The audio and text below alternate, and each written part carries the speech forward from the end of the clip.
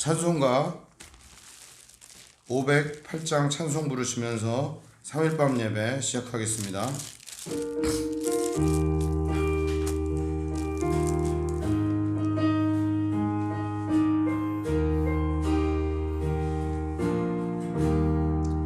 우리가 지금은 나그네 되어도 화려한 천국에 머자 나가리니 이 세상 있을 때 주 예수 위하여 끝까지 힘써 일하셈. 주 내게 부탁하시니 천사도 흠모하겠네.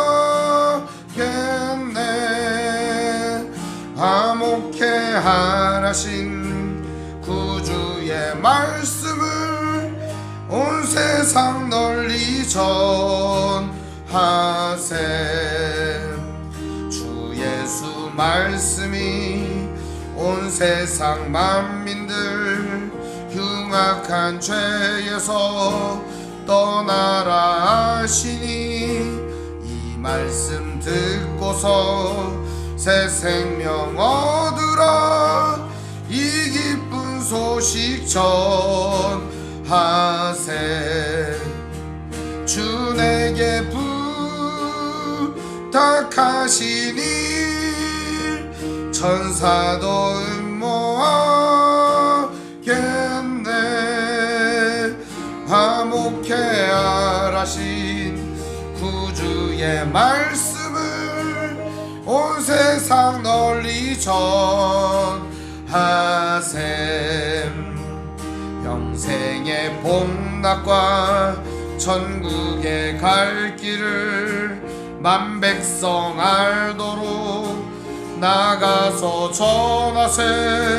주 예수 말씀이 이 복음 전하라 우리에게 부탁하셨네. 주 내게 부탁하시니 천사도 흠모하겠네. 화목해 하라신 구주의 말씀을 온 세상 널리 전하세.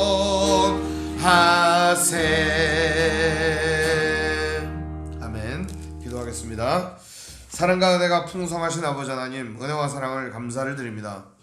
오늘도 주 예수 안에 거하게 하시고 주님 사랑 안에 살아가게 하시고 주님께서 주시는 진리의 말씀과 은혜를 가지고 이 땅을 살아가는 동안 분별의 지혜를 허락하옵소서.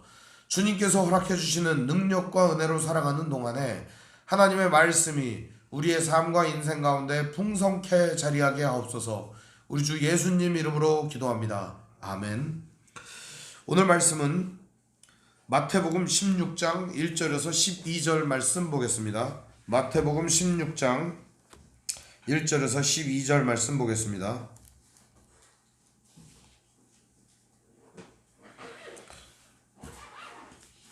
제가 읽겠습니다. 바리새인과 사두개인들이 와서 예수를 시험하여 하늘로부터 오는 표적 보이기를 청하니 예수께서 대답하여 이르시되 너희가 저녁에 하늘이 붉으면 날이 좋겠다 하고 아침에 하늘이 붉고 흐리면 오늘은 날이 굳겠다 하나니 너희가 날씨는 분별할 줄 알면서 시대의 표적은 분별할 수가 없느냐. 악하고 음란한 세대가 표적을 구하나 요나의 표적밖에는 보여줄 표적이 없느니라 하시고 그들을 떠나 가시니라. 제자들이 건너편으로 갈새 떡 가져가기를 잊었더니 예수께서 이르시되 삼가 바리새인과 사두개인들의 누룩을 주의하라 하시니 제자들이 서로 논의하여 이르되 우리가 떡을 가져오지 아니하였도다 하거늘 예수께서 아시고 이르시되 믿음이 작은 자들아 어찌 떡이 없으므로 서로 논의하느냐. 너희가 아직도 깨닫지 못하느냐. 떡 5개로 5,000명을 먹이고 주운 것이 몇 바구니며 떡 7개로 4,000명을 먹이고 주운 것이 몇 광줄이었는지를 기억하지 못하느냐. 어찌 내 말한 것이 떡에 관함이 아닌 줄을 깨닫지 못하느냐. 오직 바리새인과 사두개인들의 누룩을 주의하라 하시니 그제서야 제자들이 떡의 누룩이 아니요 바리새인과 사두개인들의 교훈을 삼가라고 말씀하신 줄을 깨달으니라. 아멘. 오늘 말씀의 제목은 시대의 표적이라는 제목으로 말씀의 은혜를 나누겠습니다. 시대의 표적. 어딜 가나 항상 징조라는 게 있습니다. 조짐이라는 말이 있습니다. 조짐, 징조. 근데 여러분 생각할 때 이거 좀 뭔가 조짐이 안 좋은데 그러면 딱 어때요? 일이 바로 일어나잖아요. 그죠? 이거 뭔가 일어날 징조야. 그러면 그 일이 어떻게 돼요? 확 일어나는 걸 우리가 보게 됩니다. 이 조짐이나 징조는요, 어느 때 잘 일어나냐면 우리가 예민해져 있을 때, 그리고 무언가 어떠한 큰 일이 터지기 전에 그것을 감지하고 있을 때 일어난다는 사실입니다. 9.11 사태가 일어났을 때 그 모든 것들을 최초로 감지했던 사람들은 그 자리를 피했다고 합니다. 그리고 동아시아를 휩쓸었던 쓰나미 사태 때 이 수마트라에서 지진이 일어나고 쓰나미가 몰려왔을 때 짐승들과 위장이 예민한 사람들은 그걸 알아차렸다고 합니다. 그러니까 조짐이라고 하는 거나 징조라고 하는 것은 우리에게 있어서 어떠한 일을 피하게도 만들어주고 어떠한 일을 대비할 수 있게도 해주고 어떠한 일에 앞서 우리가 어떤 행동을 취해야 할지를 가르쳐 주는 겁니다. 예를 들어서 내일 비가 많이 내린다. 그럼 여러분 어떻게 하시겠어요? 우산 챙겨야겠구나 이런 생각 하시지 않겠습니까? 내일 눈이 많이 내린다. 그러면 운전자들은 차를 놓고 가거나 차를 좀 오늘은 얌전히 몰아야겠다 이런 생각을 하지 않겠습니까? 마찬가지로 징조나 조짐이라고 하는 것은 우리 인생에 있어서 앞날에 대한 대비와 준비를 할 수 있도록 도와주는 좋은 느낌이자 감정입니다. 바리새인과 사두개인들은 예수님께 찾아와서 당신이 메시아인 증거를 내라고 합니다. 그리고 보여달라고 합니다. 그게 뭐냐? 1절 말씀에 보면 바리새인과 사두개인이 와서 예수를 시험하여 하늘로부터 오는 표적 보이기를 청하였다 이렇게 말합니다. 이 바리새인과 사두개인은 어떤 사람들이냐 하는 거예요. 바리새인은 이 율법에 적혀있는 모든 내용을 몸으로 실천하던 사람이에요. 그러니까 경건하고 거룩함은 말할 것도 없는 도덕적 인간입니다. 굉장히 하나님의 말씀대로 확실하게 살아갈 수 있는, 그리고 그것을 하나도 토시도 빼지 않고 지키는 그런 사람들이었습니다. 심지어는 이 사람들은 파 10뿌리를 사면 한 뿌리를 11조로 드리고요. 상추를 10장을 사면 한 장을 11조로 드리고요. 마늘을 10쪽을 사면 마늘 10개 중에 한 개를 11조로 드릴 정도로다가 헌금 생활도 철저히 했던 사람들입니다. 그리고 여자들을 보고 음욕을 품지 말라고 하니까 그 말씀대로 고개를 숙이고 가다가 벽 같은 데 부딪혀갖고 이마에서 피가 줄줄 흐르기도 하고요. 자기네 집 담을 높이 쌓아가지고요. 집 담 안에서 바깥에 남의 집이 보이지 않게 하기 위해서 담을 쌓는 거죠. 그리고 다른 사람도 우리 집을 보지 못하게 10계명 10번째 내 이웃의 집을 탐내지 말지니라. 내 이웃의 아내나 남종이나 여종이나 그 내 이웃의 모든 소유를 탐내지 말지니라 했던 그 말씀을 지키려고 담도 높게 쌓았습니다. 바리새인들은 그렇게 경건으로는 똘똘 뭉친 사람이었습니다. 반면 사두개인들은 어떤 사람인가? 이 사두개인들은요, 성전에서 제사를 집전하는 모든 레위인들을 주관하는 사람들이었습니다. 그러다 보니까 경건함이라든지 여호와 하나님 앞에 드려지는 제사를 주관하는 자들이기 때문에 레위인과 제사장급보다 높이 여겨지던 사람들이었습니다. 대신에 이 사람들은 부활이 없다 이렇게 믿었어요. 그리고 바리새인들은 부활이 있다 이렇게 믿었어요. 평상시에는 둘이 싸움박질하면서 서로 네가 좋냐 내가 좋냐 네가 오르냐 내가 오르냐 그러면서 멱살을 잡으면서 싸웠단 말입니다. 그런데 오늘 보니까 둘이가 한 통속이 되었습니다. 언제부터 둘이가 한 통속이 되었어요? 예수님을 죽이려고 이미 논의를 했죠. 우리는 잘 알고 있습니다. 15장 1절에도 보면 그때에 바리새인과 서기관들이 예루살렘으로부터 예수께 나와 시험을 했습니다. 그 시험을 하던 무리들 중에 일부 무리지 않나 추측을 해봅니다. 혹은 그들이 실패했기 때문에 또 다른 무리를 보내지 않았나 이런 추정을 해볼 수 있습니다. 중요한 거는 이들은 매우 간교하고 간악하고 사악한 혀를 가졌다는 겁니다. 똑똑한 데다가 말씀과 모든 지식으로 무장되어 있는 사람들이었다는 겁니다. 이 사람들이 예수님을 곤경에 빠뜨리려고 작심을 했습니다. 그리고서 예수님께 와서 얘기를 합니다. 너 하나님 아들이라며, 네가 구세주라며, 메시아라며, 그러면 뭐 좀 보여줘봐. 네가 메시아인 거를 보여줘봐. 뭐 말로만 뭐 메시아네 뭐네 막 이렇게 하지 말고 네가 메시아인 걸 좀 보여줘봐. 이렇게 얘기를 하는 겁니다. 그러자 예수님은 이들의 말에 이런 방구 대꾸하기도 싫지만 대답을 해주십니다. 그 얘기가 2절부터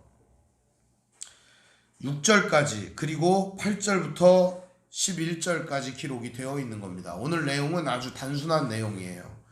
근데 이들은 뭐를 보여달라고 했습니까? 하늘로부터 오는 뭐를요? 표적을 보여달라고 합니다. 표적이라고 하는 말이 세메이온 이런 말이에요. 세메이온. 근데 이거를 영어로 하면은요 사인이에요. 사인이 뭐죠? 여러분 사인 언제예요? 여러분임을 나타낼 때, 그죠? 은행에서 뭔가 이렇게 대출 받을 때 사인, 그죠? 그 가게에서 뭔가 물건 샀을 때 사인, 그죠? 계약서 쓸 때 사인. 이 사인이라고 하는 건 나가 누구고 이거에 대하여 나는 책임을 지겠다라고 하는 거거든요. 근데 여기 보니까 하늘로부터 오는 표적을 보여주어라 이렇게 얘기를 하는 겁니다. 하늘로부터 오는 표적을 보여달라는 말이 무슨 말이에요? 너가 하늘에 속한 사람이라는 사인을 우리에게 보여줘라 이런 말이죠. 네가 진짜 하나님의 사람이고 하나님의 아들이고 메시아인지를 우리에게 보여줘라 이렇게 얘기를 하는 겁니다. 그러나 그들은 이미 예수 그리스도가 어떤 존재인지를 알고 있었습니다. 이미 우리는 지난 시간 말씀을 통해서 그리스도 예수께서 하나님의 아들이심을 살펴보았습니다. 이들도 그거는 충분히 알고 있었습니다. 그럼에도 불구하고 확실한 표적을 보여달라고 말하는 것입니다. 이들이 표적을 보여달라고 한 두 가지 이유가 있습니다. 첫 번째 이유는 표적을 못 보여줬을 때는 뭐라고 할까요? 능력도 없는 게 네가 무슨 하나님의 아들이냐? 이렇게 말할 거 아닙니까? 그죠? 뭘 보여줘야지 하나님의 아들인 걸 알 거 아니냐? 이러면서 비난할 것이고요. 또 한 가지는 예를 들어서 예수님이 하늘에서 내려오는 표적을 짠 하고 보여주면 어떻게 할까요? 이거 가짜요. 그러면서 그냥 예수님을 어차피 폄하하고 깎아내리고 죽여버리려고 온 거예요. 착심을 하고. 그러니까 이들은 이미 예수님이 이 대답을 해도 죽일 거고 이 대답을 해도 죽일 거예요. 얘네들은요 왜 이렇게 사악한 걸까요? 이렇게 질문도 이렇게 사악하게 하고 말입니다. 원래 나쁜 놈들이요 오른쪽 왼쪽 선택하래요. 그게 뭔지 알아요? 옛날에 조선시대 때 일본 왜구가 우리나라에 침입을 했어요. 그래가지고 너 오른쪽 귀 자를래 왼쪽 귀 자를래 이렇게 물어봤어요. 여러분 같으면 어디를 자르겠다 그러었어요? 자르지 말아주세요 이렇게 하잖아요. 그러면 바로 모가지를 잘랐다는 거예요. 일본 놈들이 그랬다는 거예요. 그리고 그들은 가위바위보에서 내기하는 걸 좋아하는데 짱겜뽀를 해서 뭐를 내기를 좋아했냐? 임신한 여자가 있으면 배를 갈라갖고서 성별 확인하는 내기하는 걸 좋아했다는 거예요. 일본 왜구가. 왜구를 토벌했던 이성계 장군이 왜구를 토벌했던 바위가 있어요. 굉장히 붉은색으로 물들었더라고요. 근데 그 바위에서 죽은 왜구가 어마어마하게 많습니다. 그런데 그 죽은 왜구 숫자보다 도륙당한 우리 민족의 숫자가 3배나 더 많았다는 사실입니다. 그리고 그들이 빼앗아간 온갖 종류의 보물과 그런 것들은 말할 수도 없었다는 거죠. 왜구들이 와서 질문을 던질 때 조선 사람들에게 물어보는 내용이 매우 사악합니다. 뭐라고 얘기했느냐? 이런 질문도 했다고 합니다. 조선의 왕을 나쁜 놈이라고, 못된 놈이라고 얘기해라. 그러면 살려준다. 그럼 이 사람이 만약에 조선 왕은 나쁜 놈, 그럼 어떻게 될까요? 왜구가 간 다음에 대역죄로 그냥 죽는 겁니다. 어차피 이렇게 말해도 죽고 저렇게 말해도 죽고. 왜 그런 짓을 했을까요? 왜구가? 그냥 쪽발이 나쁜 새끼들이라 그런 거예요. 그 태생 자체가 아주 나쁜 놈들이에요. 그냥 그게. 여기 근데 바리새인과 사두개인들도 똑같은 놈들이다 이겁니다. 알고 있는 지식과 똑똑함을 가지고 사람을 살리고 선한 일에 앞장선 게 아니라 사람을 죽이는 일에 앞장서고 있었다는 거죠. 왜 이러는 걸까요, 이거? 이것은 인간성이 상실돼서 그러는 거예요. 사람이 아닌 거예요, 이건. 예수님은 이들에게 대답을 해야만 합니다. 여러분 같으면 어떻게 하면 좋을까요? 제 경우로 한번 생각을 해봤어요. 제가 예수님이고 이런 사람들이 질문을 했어요. 하늘로부터 내려오는 표적을 보여주십시오. 오케이, 이건 니네들이 구한 거야. 번개가 이렇게 내려서 머리 여기 지져라 머리를. 자, 이놈은 어디 팔을 지질까 다리를 지질까 이렇게 해갖고 그냥 팔다리를 싹 지져버리는 거죠. 자, 이제 표적이 됐어? 왜? 더 해줄까? 그래서 말을 안 들으면 이제는 완전히 혓바닥까지 완전히 지져버리는 걸로 이렇게. 그러니까 제가 예수님이 아닌 걸 다행으로 알아야 돼요, 여러분들은. 제가 이게 근데 제가 예수님이었다면 그랬겠다 이겁니다. 근데 우리 예수님은요 굉장히 사람이 참 좋잖아요. 우리 예수님이 뭐라고 얘기하시냐 이렇게 말합니다.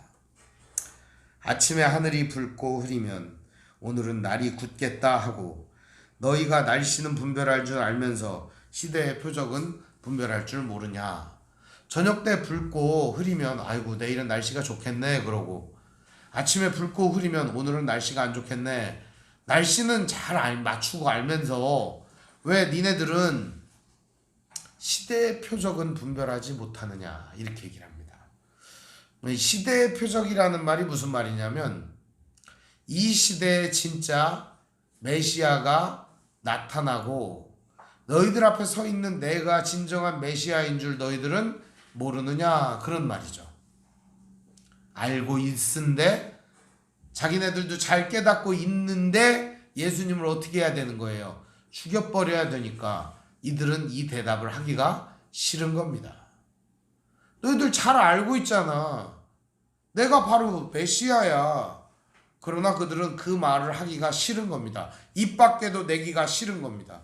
그러니까 이 사람들은요 아예 예수님을 인정하고 싶지 않았습니다. 이렇게 말을 해줘도 그들은 예수님에 대해서 그냥 죽여버릴 마음만 가득했다는 겁니다. 예수님은 이들에게 너희가 시대의 표적은 분별하지 못하느냐라는 말을 했는데 이 말인즉슨 메시아도 못 알아보면서 무슨 표적을 구하느냐라고 얘기한 거죠. 하나님이 이 땅에 번개를 치던 이들이 원하는 것처럼 불이 떨어져서 제사를 하나님 받아 가시던 이런 거지 같은 그런 표적 말고 제일 큰 표적이 뭐겠어요? 하나님이 이 땅에 있는 모든 사람을 사랑해서 자기 아들을 아끼지 아니하시고 이 땅에 희생의 제물로 화목 제물로 내려주신 것, 그게 가장 큰 표적 아닙니까? 그보다 더 큰 표적이 어디 있어요? 뭘 더 보여달라는 건데 뭘 더? 뭘 봐야 속이 시원한 건데 무엇을. 하나님이 속을 훤히 까갖고 보여주는데 예수님이 말씀하시는 거예요. 나는 지극히 높은 하늘 보좌를 버리고 낮고 천한 이 땅 가운데 내려와 너희들을 위한 구세주가 되었노라. 이게 표적이 아니고 뭐냐? 너희들은 도대체 어떤 표적을 구하는 거냐? 그러자 예수님은 이 말씀을 하시고서 더 말할 가치를 못 느끼고 그 자리를 떠나십니다. 왜냐하면 예수님이 여기서 말을 계속해도 이들은 들을까요? 안 들을까요? 이런 말이 있어요, 여러분. 자는 사람은 깨울 수 있어도 자는 척하는 사람은 깨울 수가 없다. 자는 사람은요, 흔들면 일어나요. 일어나! 그러면 일어나란 말이야! 그러면 일어납니다. 자는 사람은 일어나요. 그런데 자는 척하는 사람이 있어요. 깨워도 안 일어나요. 제가 어릴 때 이제 버스 타면 이런 문구가 있었어요. 나는 젊었거늘 서서 간들 어떠리. 제가 거기다가 글씨에다가 제가 참 못된 사람이에요. 제가 나는 젊었거늘 서서 간들 안 어떠리 이렇게 써놨어요.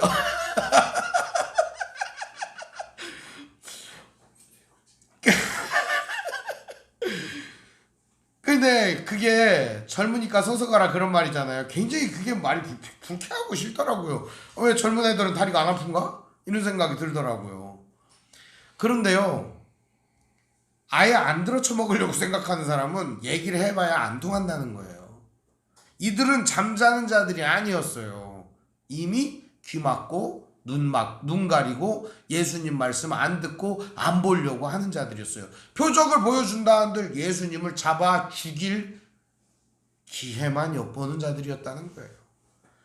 예수님보다 더 큰 표적이 어디 있습니까? 하나님 우리를 사랑하신다라고 하는 그 멋있는 표적이 예수님보다 더 좋은 표적이 어디 있어요? 내가 너희들을 사랑해서 내 아들을 보내준다. 이보다 더 큰 표적이 지극히 높은 하늘 보좌를 버리고 나는 너희를 위하여 스스로 나를 버리노라. 예수님 얼마나 아름답습니까? 이 말씀을 이들에게 주시는 겁니다. 내가 시대의 표적으로 왔는데 이것도 분별을 못하면서 무슨 표적이 필요하냐 너희들한테. 그러면서 예수님은 4절에 이렇게 말씀하십니다. 악하고 음란한 세대가 표적을 구하나 요나의 표적밖에는 보여줄 표적이 없느니라. 요나의 표적은 뭐죠? 바로 그겁니다. 요나는요, 하나님의 말씀이 들려왔어요. 니느웨로 가서 말씀을 전하라. 이성이 30일 뒤에면 멸망할 것이다. 그러자 요나가 그 말씀을 듣고 오케이 그러면서 가는 겁니다. 근데 어디로 가죠? 니느웨로 안 가고 반대 방향 다시스로 가는 배를 탑니다. 땅끝까지 아예 그냥 도망치려고. 그런데 그때 하나님께서 물고기를 준비해서 물고기 뱃속에 들어가게 했다가 다시 니느웨에다가 팡 토하게 해갖고 니느웨 땅을 돌아다니면서 곧 멸망할 거요. 그랬더니 사람들이 다 회개를 합니다. 이 표적은 무엇을 보여주려고 우리에게 가르쳐 주는 걸까요? 요나의 표적은 말 안 듣는 선지자가 하나님 말씀 안 듣다가 갑자기 회개해가지고 말씀을 전했더니 기적이 일어나더라. 이런 내용이 아닙니다. 전혀 아닙니다. 이런 내용이. 이방인들은 무너지고 멸망한다는 말 한마디만 들어도 짐승 새끼까지 다 회개를 하는데 이스라엘은 평생 그렇게 하나님이 선지자 보내고 평생 그렇게 하나님을 함께 하시고 평생 그렇게 하나님께 예배하고 제사하는데도 개뿔 깨닫는 게 한 개도 없냐? 그렇게 말하는 거예요. 이보다 쉬운 예가 어디 있어요? 예수님은 얘기하는 거예요. 그러니까 니네들은 요나 표적밖에 보여줄 게 없어. 무슨 말이죠? 이방인보다 악한 놈더라. 이런 말이죠. 니들이 그렇게 팥뿌리 10개에 하나 11조 내고 너희들이 그렇게 경건하고 거룩하게 생활하는 이유가 뭐냐? 뭘 보여주려고? 하늘로부터 내려오는 하나님의 아들과 메시아로서의 그리스도도 믿지 않는 주제들이 니네들은 요나보다 악한 놈이다 이겁니다. 니느웨보다 악한 놈들이다 이겁니다. 요나의 표적밖에는. 그들이 이 말을 알아들었을까요? 못 알아들었을까요? 확실히 알아들었죠. 그러니까 열이 받은 겁니다. 더 미쳐 날뛰는 거죠. 이제 뒤로 갈수록 죽여야겠다 이런 생각이 걔네들이 막 싹트는 겁니다. 저거 그냥 내비뒀다간 안 되겠다. 저걸 빨리 없애버려야 우리의 세상이 온다 이렇게 생각하는 거죠. 예수님께서 이 말씀을 하시고 서둘러 그곳을 떠나가십니다. 그리고 나서 제자들과 함께 배를 타고 건너편으로 가는 도중에 제자들과 함께 이야기를 합니다. 5절 말씀에 보면 제자들이 건너편으로 갈새 떡 가져가기를 잊었더니 예수께서 이르시되 삼가 바리새인과 사두개인들의 누룩을 주의하라 하시니, 이게 무슨 말이냐면 바리새인과 사두개인들의 누룩, 여러분 누룩이라고 하는 게 뭐죠? 이제 이스트잖아요. 빵이 원래 그냥 구우면 딱딱해요. 근데 거기다가 이스트를 이렇게 넣으면요 빵이 이렇게 부풀어 오릅니다. 이게 우리가 먹는 소프트하고 부드러운 빵은요 거기다가 다 이스트를 넣어가지고서 밀가루를 이렇게 팍 부풀게 해갖고서 만드는 다 빵이거든요. 그냥 밀가루 반죽해갖고 구우면 어떻게 해요? 이빨도 안 들어갈 만큼 딱딱해요. 그거 못 먹어요. 거기다 이스트를 넣어야 먹는 거예요. 근데 이게 마찬가지로 여기 바리새인과 사두개인들의 누룩을 주의하라 이런 말은 무슨 말이냐면 이스트가 빵에 넣으니까 이스트가 되는 거지 본래 이스트의 본래 형질은 뭐예요? 곰팡이에요. 그 곰팡이 그게 썩게 만드는 거라고요. 썩게 만드는, 부패하게 만드는 거라고요. 작은 것 하나만 빵에 밀가루에 떨어져도 빵이 이렇게 부풀어 오릅니다. 영향력이 크다는 뜻이죠. 바리새인과 서기관들, 바리새인과 사두개인들의 누룩이라고 하는 건 뭘까요? 메시아를 믿지 않는 거죠. 하나님을 믿지 않는 그들의 그 누룩, 부패한 마음, 부패한 그들의 정신, 그것이 조금이라도 생기면 어떻게 되는 거예요? 결과적으로는 다 썩어버리고 부패하고 만다는 것이죠. 예수님께서는 그걸 주의하라고 얘기하십니다. 그러자 고대판 사후점 이 제자들은 어떻게 할까요? 빵 있어? 빵. 예수님 빵 찾자는 막 누룩 얘기하고 막 빨리 저 빵 갖고 와야 될 거 아니야. 배고프신가 봐. 배고파서 승질났잖아 막 예수님이. 7절 제자들이 서로 논의하여 이르되 우리가 떡을 가져오지 아니하였도다 하거늘. 서둘러서 오느라고 빵을 안 갖고 왔다는 거예요. 야 빵을 안 갖고 왔어. 어떡하냐. 예수님 지금 누룩 타령하고 배고파서 저렇게 막 승질나는데 어떡하면 좋으냐. 예수님은요 이 제자들을 어떻게 해야 될까? 그래도 예수님은 제자들을 깨우치기 원하셨습니다. 이렇게 말씀하시죠. 8절에 예수께서 아시고 이르시되, 알고 얘기하시는 거예요. 믿음이 적은 자들아 어찌 떡이 없으므로 서로 논의하느냐. 무슨 말이냐면 너희 믿음이 어디 있느냐 이런 말이에요. 너희들 믿음은 도대체 어디에 기반을 두고 있느냐 이런 말이에요. 이 말이 너희 믿음은 빵에 있냐 나에게 있냐 이거죠. 너희들 믿음이 빵에 있냐, 빵을 먹냐 마냐 여기에 너희들 믿음이 있는 거냐. 오늘 우리 성도들에게도 주시는 똑같은 교훈이라고 생각합니다. 이미 오늘 우리에게는 하늘로부터 오는 그리스도라고 하는 표적이 있음에도 불구하고 오늘 우리는 일용할 양식과 빵 조각이 우리에게 돌아오는 떡 조각이에 우리의 마음과 영혼이 팔려 우리가 너무나도 연약해져 있는 상태라는 것입니다. 제가 돈이나 우리에게 있는 일용할 양식을 무시해서가 아닙니다. 그것보다 고귀한 가치가 있다는 것을 말씀드리고 싶은 것입니다. 오늘 우리가 진짜 그 고결한 가치를 잃어버리고 비교급으로다가 빵에 돈에 우리는 너무 현혹되어 있고 거기에 매몰되어 있다는 사실입니다. 예수님은 그들에게 너희 믿음이 어디에 있느냐 이렇게 말합니다. 너희들 왜 논의하냐 그런 걸로. 너희가 아직도 깨닫지 못하느냐. 떡 5개로 몇 명을 먹였느냐. 5,000명을 먹였다. 주운 것이 몇 바구니냐. 떡 7개로 몇 명을 먹였느냐. 4,000명을 먹였다. 주운 것이 몇 광줄이냐. 내가 떡에 대해서 얘기한 게 아닌 줄을 깨닫지 못하느냐. 여러분, 우리가 말귀를 못 알아들을 때가 있습니다. 언제 말귀를 못 알아듣는지 알아요? 그 사람에게 집중하지 아니하고 머릿속에 딴 생각을 할 때입니다. 딴 생각을. 그때 말귀를 잘 못 알아듣습니다. 말귀를 못 알아들으면 어떻게 할까요?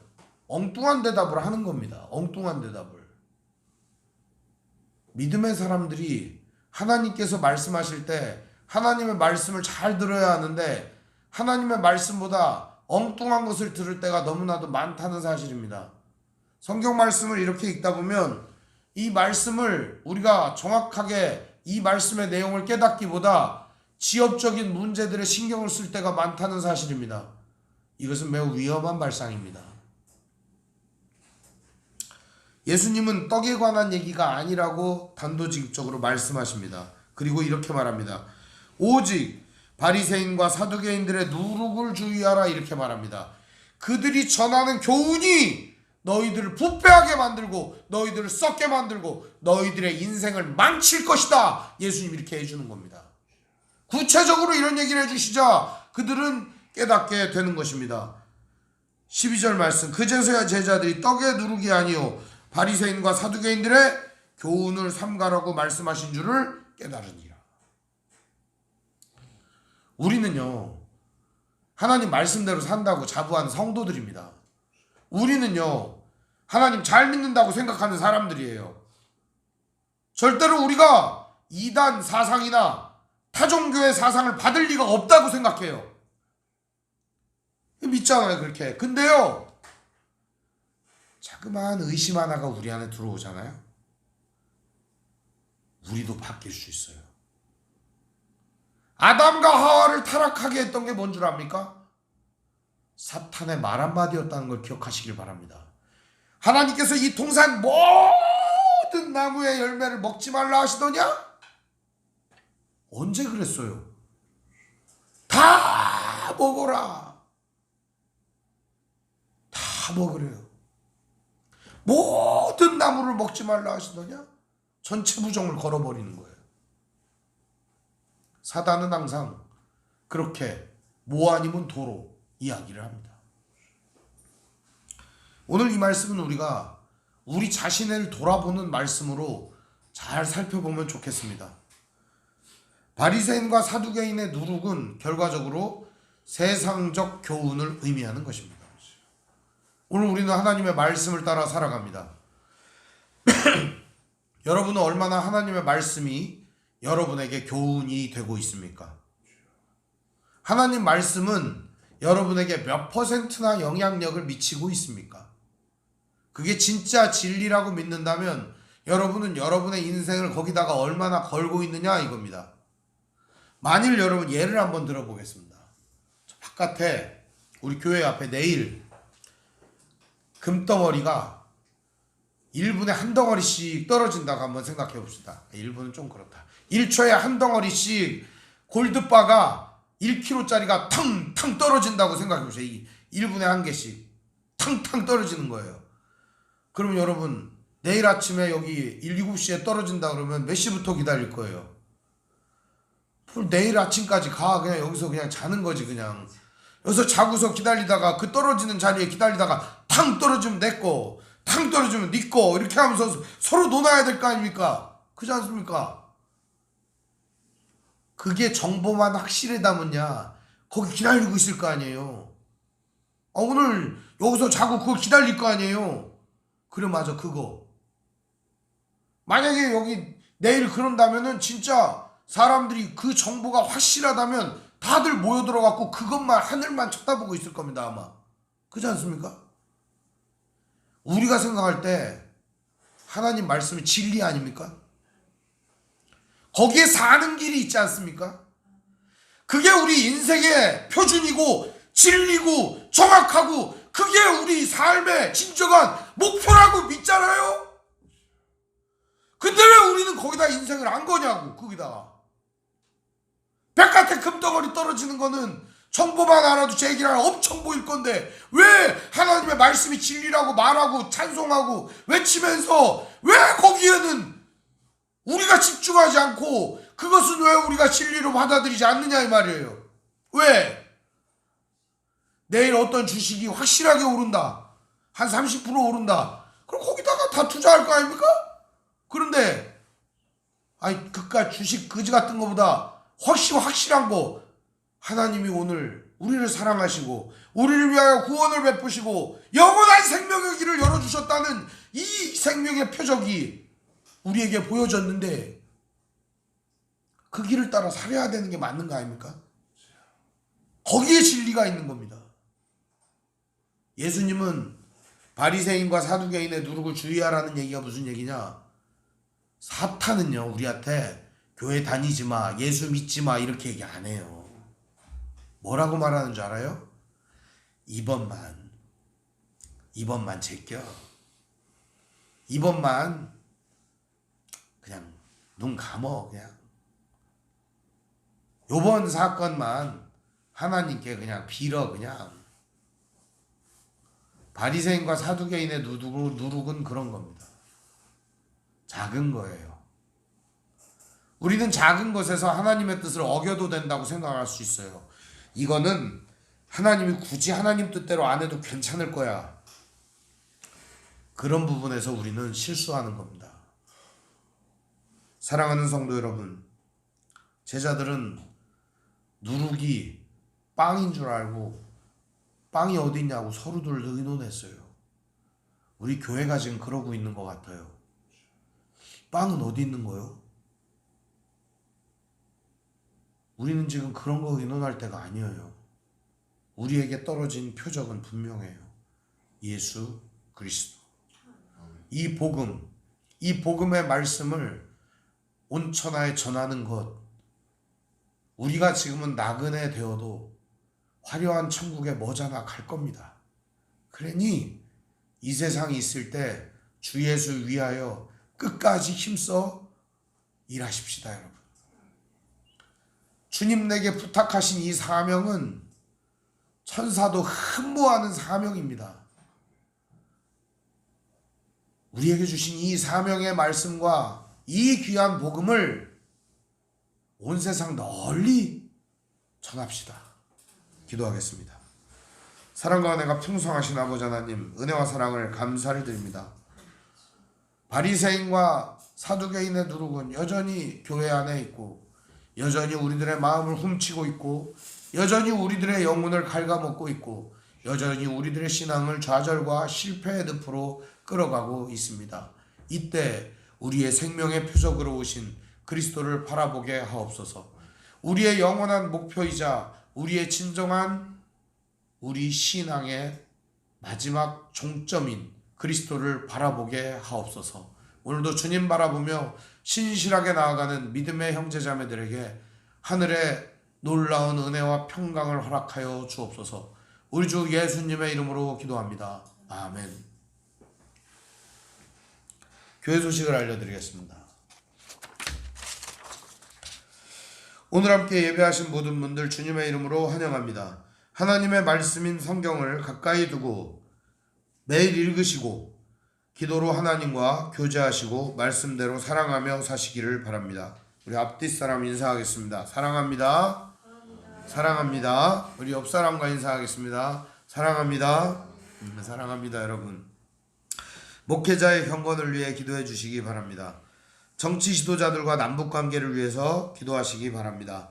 가난한 사람들과 소외된 사람들을 도우며 기도하시기 바랍니다. 선교사님과 가족을 위해서 기도하시기를 바랍니다. 아픔과 고통 중에 있는 성도를 위해 기도해 주시기 바랍니다. 묵상과 전도를 생활화하시기를 바랍니다. 우크라이나 전쟁 종식과 산불 피해자들과 수해 피해자들과 이제 날이 추워지는데 추위에 고통당하는 이웃들을 위하여 기도하시기 바랍니다. 코로나가 다시 기승을 부리고 있습니다. 건강에 유의하시기를 바랍니다. 광고를 지난주에 못했는데요. 혹시 이 예배를 영상을 시청하시는 분들은 달력이 나왔으니까, 칼렌더가 나왔으니까 한 개씩 집집마다 가져가시면 되겠습니다. 뭐 2개 필요한 사람은 2개 가져가셔도 됩니다. 네, 공짜입니다, 여러분. 공짜. 네. 우리 주님 가르쳐준 기도로 마치겠습니다. 하늘에 계신 우리 아버지, 아버지 이름을 거룩하게 하시며 아버지의 나라가 오게 하시며 아버지의 뜻이 하늘에서와 같이 땅에서도 이루어지게 하소서. 오늘 우리에게 일용할 양식을 주시고 우리가 우리에게 잘못한 사람을 용서하여 준 것 같이 우리 죄를 용서하여 주시고 우리를 시험에 빠지지 않게 하시고 악에서 구하소서. 나라와 권능과 영광이 영원히 아버지의 것입니다. 아멘.